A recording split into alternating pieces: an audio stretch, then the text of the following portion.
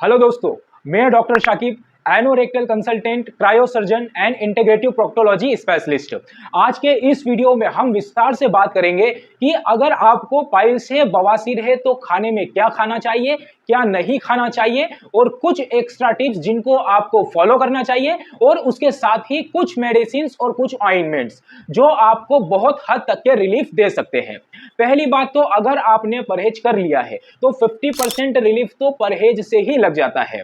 और ये जो मैं परहेज बताने वाला हूं, जिनको बवासीर है उससे उन्हें ये भी फॉलो कर सकते हैं। और साथ में वो पेशेंट जिन्होंने स्क्लेरोथेरेपी ली है, इंजेक्शन लिया हुआ है बवासीर का, या फिर उनकी कोई सी बवासीर की सर्जरी वगैरह हो रखी है, तो उनको भी ये डाइट फॉलो करना चाहिए। तो जिनको बवासीर है वो भी फॉलो कर सकते हैं, और जिनका ऑपरेशन हो चुका है वो भी फॉलो कर सकते हैं। और लास्ट में मैं आपको मेडिसिन बताऊंगा। सबसे पहली चीज ये ध्यान रखना है कि जो इंजेक्शन जिन्होंने लगवा लिया है वो हमको कमेंट करें, हम उनको रिप्लाई देंगे। इंजेक्शन में बहुत सारी ऐसी चीजें लगती है, गांव में बहुत सारे ऐसे इंजेक्शन से, जैसे ऑयली फिनोल वगैरह, जो कि आगे चल के कैंसर का कारण बन जाते हैं। और लोग जो है अवेयरनेस की वजह से ये इंजेक्शन लगवा लेते हैं, मतलब उनके अंदर कोई भी अवेयरनेस नहीं होती है, जागरूकता नहीं होती है, और आगे चल के इसके बहुत ज्यादा दुष्परिणाम होते हैं। तो अब हम आते हैं हमारे टॉपिक के ऊपर। हम सबसे पहले बात करने वाले हैं कि जो पाइल्स के पेशेंट है, जिनको बवासीर हो चुकी है, उनको क्या खाना चाहिए। सबसे पहले अगर हम अनाज की बात करते हैं तो इसमें जो साबुत अनाज होते हैं, जैसे ओट्स हो गया, ब्राउन राइस, या फिर दलिया हो गया, और साथ में जितने भी प्रकार की दालें हैं वो सब दालें हो गई। अगर हम सब्जी की बात करें तो पालक, मेथी, बीन्स और गाजर। और अगर हम फल की बात करते हैं तो इसमें सबसे बढ़िया जो रहता है कॉन्स्टिपेशन के लिए, पपीता हो गया, उसके बाद में आपका सेब हो गया, और उसके बाद में अपना नाशपाती हो गया।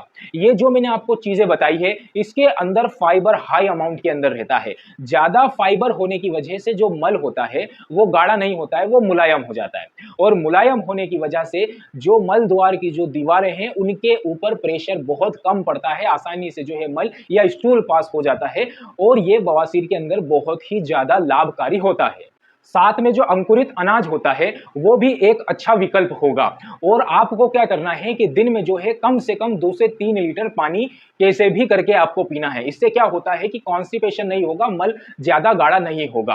और इसमें आपके लिए नारियल पानी भी एक अच्छा विकल्प है। साथ में आप क्या कर सकते हैं कि जो मूंग की दाल का पानी है वो भी ले सकते हैं, और मूंग की दाल का पानी और साथ में बिना और थोड़ी सी कम मिर्च वाला जो है आप सब्जियों का सूप भी ले सकते हैं। ये जो है सुपाच्य खाना होता है, इसका मतलब कि ये पचने में बहुत ही ज्यादा हल्का होता है, जिसके बजाय किसके जो तेलीय और जो भारी खाना होता है उसके मुकाबले बहुत जल्दी पच जाएगा, तो आपका पेट भी आसानी से साफ होगा। और अब हम बात करने वाले हैं कि पाइल्स में, बवासीर में क्या नहीं खाना है। खाना क्या है वो तो आपने सुन लिया, लेकिन जो सबसे इंपॉर्टेंट पॉइंट है वो यही है कि क्या नहीं खाना है। और उसके बाद वाला पॉइंट सबसे ज्यादा इंपॉर्टेंट है कि आपको कौन सा ऑइंटमेंट या कौन सी टेबलेट यूज करना है, कि आपको कुछ समय के लिए, अगर फर्स्ट ग्रेड या सेकंड ग्रेड का है, तो आपको रिलीफ लगा रहे। आपको बवासीर में क्या नहीं खाना है, तो सबसे पहला ध्यान रखिए, लेटरिन का जो रास्ता होता है, रेक्टल एरिया, वहां पर सबसे ज्यादा जलन का मेन कारण यही बनता है। एक तो आपने जो लाल मिर्च होती है वो, उसको पूरी तरह से बंद करना है, हरी मिर्च का थोड़ा सा यूज करें आप।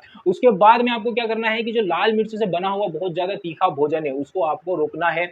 और जो अचार होता है, बहुत ज्यादा फर्मेंटेड तीखा अचार होता है, उससे भी आपको परहेज करना है, क्योंकि ये लेटरिन के रास्ते में, रेक्टल एरिया, जो मांसाहार है, मांस मछली, इससे आपको बचना चाहिए, क्योंकि ये पचने में भी बहुत ज्यादा टाइम लेगा और कब्ज की समस्या को और ज्यादा बढ़ा देगा। कब्ज बढ़ेगा, बवासीर बढ़ेगा।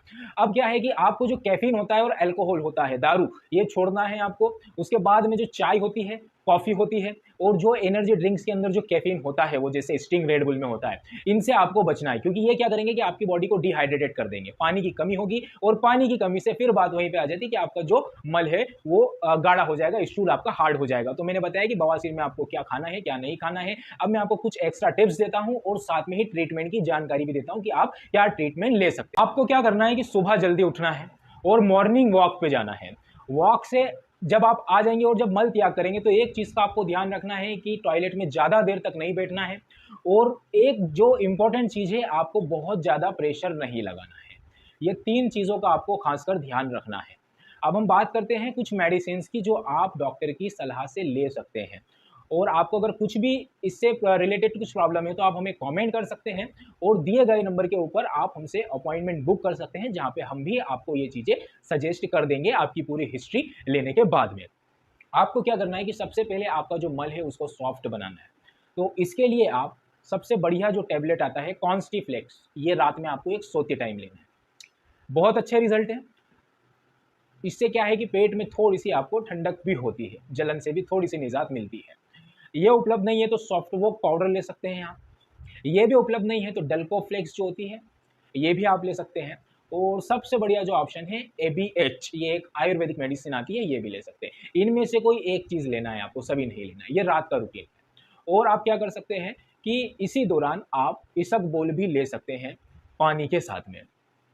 अब क्या करना है आपको कि जो लगाने के लिए जो ऑइंटमेंट है, अगर मान लो जलन हो रही है, पेन हो रहा है, तो एक ऑइंटमेंट आता है स्मूथ, आप इसको यूज कर सकते हैं। दर्द में भी आपको ये राहत देगा। इसका फॉर्मुलेशन कुछ हद तक के बहुत ज़्यादा अच्छा है। ज़्यादा ही आपको जलन हो रही है तो आप जो है सुक्रालफेट ये ऑइंटमेंट भी ले सकते हैं। लेकिन अगर ब्लीडिंग बढ़ चुकी है, खून बह रहा है, तो आपको ये देखना पड़ेगा कि कौन से ग्रेड का पाइल्स है। और इस स्थिति में आपको जो भी आपके पास प्रोक्टोलॉजिस्ट या जनरल सर्जन है, आपको उससे कंसल्ट करना है। किसी भी प्रकार के नुस्खे में ना पड़े, किसी भी प्रकार की बेवकूफ़ी में ना पड़े। अगली वीडियो में हम ये बात करने वाले हैं कि बवासीर में कौन सा इंजेक्शन देते हैं, और वो कौन सा इंजेक्शन है जो बहुत सौ ने ले लिया है और उसकी वजह से कैंसर हो रहा है। तो ये सारी की सारी चीज़ें हम अगली वीडियो में डिस्कस करेंगे। सिर्फ हम बवासीर के इंजेक्शन के बारे में नेक्स्ट वीडियो के अंदर बात करेंगे। आपने अगर चैनल सब्सक्राइब नहीं किया है तो अभी हमारा चैनल आप सब्सक्राइब कर ले।